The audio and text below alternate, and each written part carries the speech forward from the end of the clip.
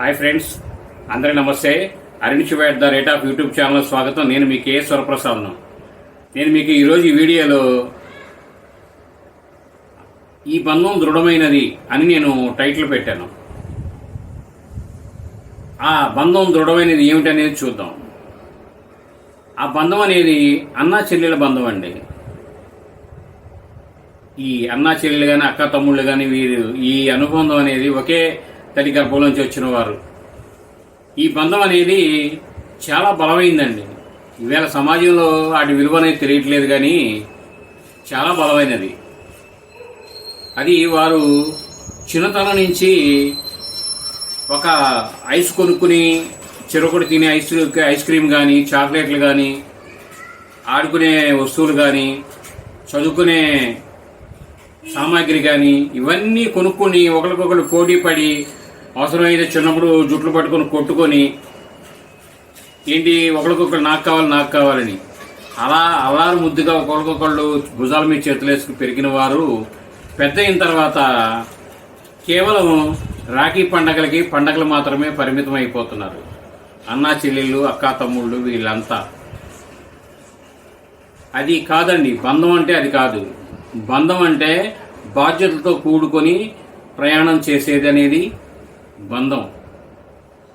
అది ఏమిటంటే, కొంతమంది ఉన్నారు కేవలం డబ్బుకే ప్రాధాన్యత ఇస్తారు. డబ్బుకు ప్రాధాన్యత కాదండి జీవితం అంటే. మనిషికి డబ్బులకి లెక్క కట్టకండి. దయచేసి డబ్బులకి మనిషికి లెక్క కట్టకండి. ప్రేమకి వెల కట్టకండి. అన్నదమ్ముల ప్రేమకి, తల్లిదండ్రుల ప్రేమకి వెల కట్టకండి. అలాగే ఈ అన్నా చెల్లెల బంధంలో ఈ డబ్బు ప్రమేయం ఎందుకు మాట్లాడుతున్నా అంటే, కొంతమంది వ్యక్తులు మా కార్యక్రమానికి మా అన్నయ్య నాకేం పెట్టాడు, ఎంత విలువ చేసేది పెట్టాడు అని చెల్లెలు అన్నయ్య కార్యక్రమానికి అయినా పెట్టాలంటే ఏమో ఆలోచిస్తుంది. అన్నయ్య ఉన్నాడంటే మా చెల్లెలు నాకు మా పిల్లగా పెద్ద మనిషి అయినప్పుడు ఏం పెట్టింది, రేపు వాళ్ళ కార్యక్రమం వస్తే వీళ్ళు పెట్టడానికి రేట్లు నిర్ణయించడం. మీ తాహతను బట్టి మీకు భగవంతుడు ఇచ్చింది మీరు పెట్టాలి. అది అక్షరాల నిజం. ఒకరితో సంబంధం లేదు. మీకు భగవంతుడు ఇస్తాడు. ఇప్పుడు ఈ లైఫ్ అనే రేసులో కొంతమంది ముందుకి పరిగెత్తచ్చు, హడావుడిగా సంపాదించుకుని ఉంటారు. వారు కూడా మీరు పెట్టిన దాంతో సమానంగా ఇవ్వాలనే లేదు. మంచికి బహుమతి మీకు మనసు నచ్చిన మంచి బహుమతి అనేది ఇవ్వచ్చు. ఇటీవల రాజస్థాన్లో ఒక ఇద్దరు అన్నదమ్ములు వారి చెల్లెలకి కట్న కానుకల కింద 21 కోట్ల రూపాయల ఆస్తిని అనేది ముట్ట చెప్పారు. అంటే అది కేవలం నగదుగా కాదండి, నగలుగా, ఆస్తుల రూపంలో, పొలాలు అన్నిటిగా కలిపి ఆ అమ్మాయికి ముట్ట చెప్పింది. భర్తకి తరపున వారికి 21 కోట్ల రూపాయలు అనేది ముట్ట చెప్పారు వారు. కేవలం అన్నదమ్ములు, ఇద్దరు చెల్లెలకి. ఏం వాళ్ళ 21 కోట్ల రూపాయలు చెరుకు 10 కోట్లు, 1 కోటి రూపాయలు ఆమెకి చెరుకు 10 కోట్లు ఉంచుకుంటే అవదండి? చెప్పండి.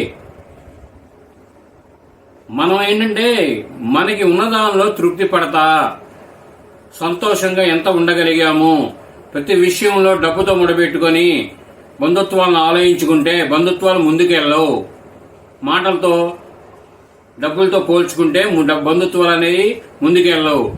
మాటలైనా సరే చదువుకోవాలి, డబ్బుల వ్యవహారమైనా సరే సరిపెట్టుకొని ముందుకు వెళ్ళాలి.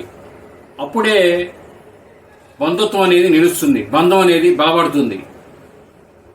ఇది మీరు ప్రతి ఒక్కరూ ఆలోచించండి. ఇప్పుడు నేను ప్రత్యేకంగా చెప్పేది కాదు, ఇది కుటుంబాల్లో జరిగే విషయాలే. కాకపోతే నేను వాటి గురించి విశ్లేషణ అనేది చేస్తున్నా. అంతవరకే నా అనుభవంగా నేను విశ్లేషణ అనేది మీకు తెలుపుతున్నా. ఎలా అంటే, ఇప్పుడు కొంతమంది ఉంటారండి, ఎవరింటికైనా వెళ్ళేటప్పుడు గట్టిగా 25-50 రూపాయలు ఖర్చు పెట్టడానికి భయపడిపోతుంటారు. అలా కాదండి, మీరు అవకాశాన్ని బట్టి చూసుకొని మీరు